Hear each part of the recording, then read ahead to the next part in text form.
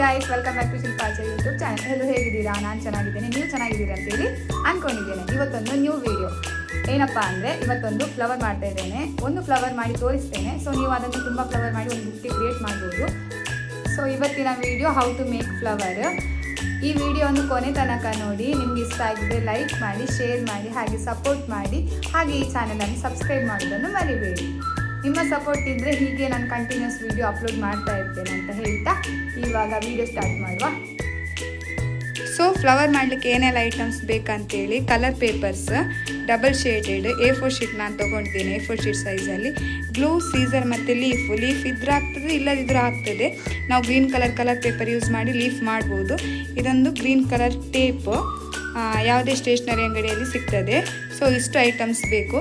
ಈಗ ಫ್ಲವರ್ ಹೇಗೆ ಮಾಡೋದು ಅಂತೇಳಿ ನಾನು ತಿಳಿಸ್ಕೊಡ್ತೇನೆ. ಓಕೆ, ನಾನೊಂದು ಪಿಂಕ್ ಕಲರ್ ಶೇಡಿದು ಕಲರ್ ಪೇಪರ್ ಇಟ್ಕೊಂಡಿದ್ದೇನೆ. ಸೊ ಒಂದು ಸರ್ಕಲ್ ಮಾಡ್ಕೊಳ್ಳಿ. ಒಂದು A4 ಶೀಟಲ್ಲಿ 2 ಸರ್ಕಲ್ ಮಾಡ್ಕೊಳ್ಬೋದು.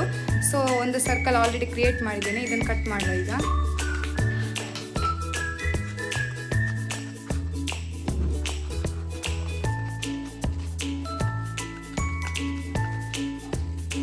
ಸೊ ಒಂದು ಸರ್ಕಲ್ ಕ್ರಿಯೇಟ್ ಆಯಿತು. ನೆಕ್ಸ್ಟ್ ಏನು ಮಾಡೋದು ಅಂತ ಹೇಳಿ ಹೇಳ್ತೇನೆ. ಕರೆಕ್ಟಾಗಿ ನೋಡಿ, ಈಗ ಸರ್ಕಲ್ ಇದೆ, ಇದನ್ನು ಹಾಫ್ ಫೋಲ್ಡ್ ಮಾಡಬೇಕು ಫಸ್ಟ್ ಕರೆಕ್ಟಾಗಿ. ಓಕೆ, ನೆಕ್ಸ್ಟ್ ಇದನ್ನು ಈ ರೀತಿಯಾಗಿ ಫೋಲ್ಡ್ ಮಾಡಬೇಕು. ಆಮೇಲೆ ಇದನ್ನು ಈ ರೀತಿಯಾಗಿ ಫೋಲ್ಡ್ ಮಾಡಬೇಕು. ಸೊ ಇದು ಈ ಶೇಪಿಗೆ ಬಂದಿದೆ. ಈಗ ಹೀಗೆ ಬಂದಾದಮೇಲೆ ನಾನು ಹೇಳಿದ ರೀತಿಯಲ್ಲಿ ಒಂದು 3/4 ವರೆಗೆ ಕಟ್ ಮಾಡಬೇಕು. 1 2 3 4 ನೋಡಿದಲ್ಲ, 1 2 3 4 ಕಟ್ ಆಗಿದೆ. ನೆಕ್ಸ್ಟ್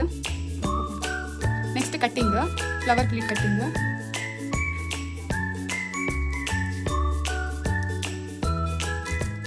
ಒಂದೊಂದನ್ನು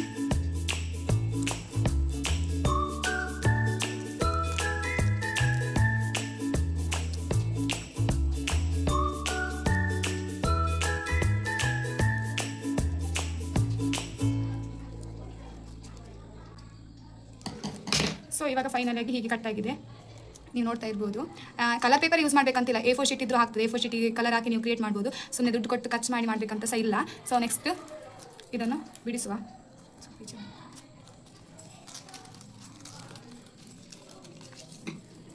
ಇದನ್ನು ಬಿಡಿಸಿದಾಗ ಈ ಶೇಪಿಗೆ ಬಂದಿರ್ತಾರೆ, ಫ್ಲವರ್ ಶೇಪಿಗೆ.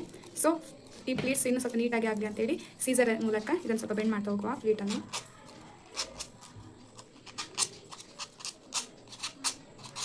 ಸೊ ಹೀಗೆ ಬೆಂಡ್ ಆಗಿರ್ತದೆ. ಆಮೇಲೆ ಯಾವುದಾದ್ರೂ ಒಂದು ಸೈಡಿಂದ ನೀವು ಇದನ್ನು ಕಟ್ ಮಾಡಬೇಕು. ಫುಲ್ ಅಲ್ಲ, ಜಸ್ಟ್ ಮಿಡಲ್ ಡಾಟ್ವರೆಗೆ ಇಷ್ಟು ಕಟ್ ಮಾಡಿದರೆ ಸಾಕು. ಇಷ್ಟು ಕಟ್ ಆದಮೇಲೆ ಹೀಗೆ ಇದು ಭಾಗ ಆಗಿದಲ್ವ, ಆಮೇಲೆ ಇದನ್ನು ಹೀಗೆ ನಾನು ತೋರಿಸಿದ ರೀತಿಯಲ್ಲಿ ರೋಲ್ ಮಾಡ್ತಾ ಹೋಗಬೇಕು. ರೋಲ್ ಮಾಡ್ತಾ ಹೋಗಿ ಗಮ್ ಹಾಕಬೇಕು.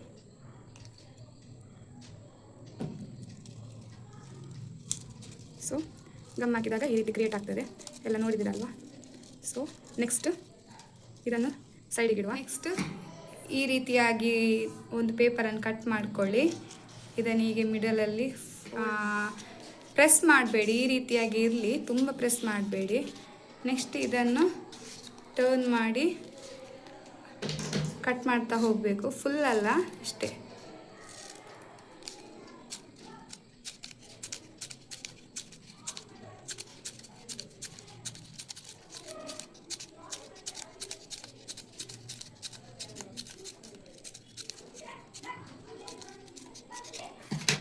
ಸೊ ಈ ಥರ ಆದಮೇಲೆ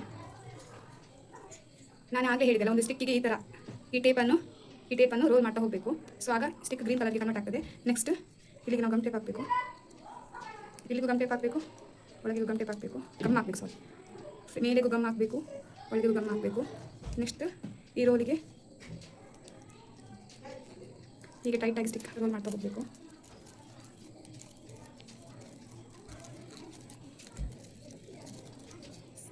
ಸೊ ಈ ಥರ ಆಗ್ತದೆ. ಇಲ್ಲಿ ಲಾಸ್ಟಿಗೆ ಗಮ್ ಹಾಕಿ ಇನ್ನು ಟೈಟಾಗಿ ಸ್ಟಿಕ್ ಮಾಡಿ.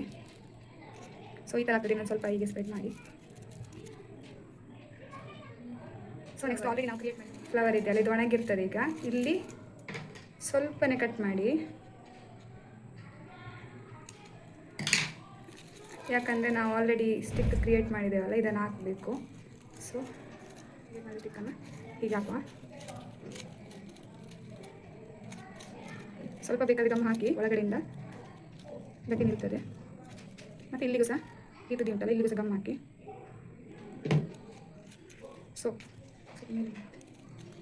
ಸೊ ಫೈನಲಿ ಫ್ಲವರ್ ಕ್ರಿಯೇಟ್ ಆಯಿತು, ಕಾಣಿಸ್ತಾ ಇದೆಯಲ್ಲ, ಈ ರೀತಿಯಾಗಿ ಕಾಣ್ತದೆ. Next final step leaf fix ಮಾಡೋದು. ಸೊ ಇವಾಗ ಈಗ ಲೀಫ್ ಸಿಗ್ತದೆ, ಈ ಲೀಫನ್ನು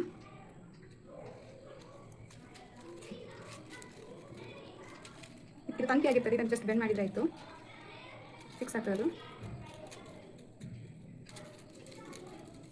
ಸೊ ಒಂದು ಸೈಡ್ ಆಯಿತು, ಇನ್ನೊಂದು ಸೈಡ್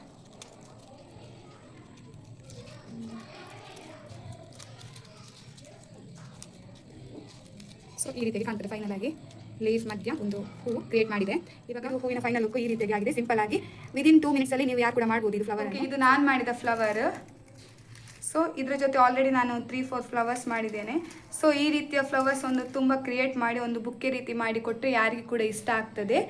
ಸೊ ನೀವು ಕೂಡ ಮನೆಯಲ್ಲಿ ಫ್ರೀ ಇರುವಾಗ ಪೇರೆಂಟ್ಸ್ ಆಗಲಿ ಟೀಚರ್ಸ್ ಸ್ಕೂಲಲ್ಲಿರುವ ಮಕ್ಕಳಿಗೆ ಟೀಚ್ ಮಾಡಿ. ಹಾಗೆ ಯಾರಾದರೂ ಪೇರೆಂಟ್ಸ್ ಈ ವಿಡಿಯೋ ನೋಡ್ತಿದ್ರೆ ನಿಮ್ಮ ಮಕ್ಕಳಿಗೂ ಹೇಳಿಕೊಡಿ, ತುಂಬ ಖುಷಿ ಆಗ್ತದೆ. ಈ ವಿಡಿಯೋ ನಿಮಗೆ ಇಷ್ಟ ಆಗಿದ್ದರೆ ನಿಮ್ಮ ಸಪೋರ್ಟ್ ಹೀಗೆ ಇರಲಿ ಅಂತ ಹೇಳಿ ಈ ವಿಡಿಯೋ ಎಂಡ್ ಮಾಡ್ತಾ ಇದ್ದೇನೆ. Thank you.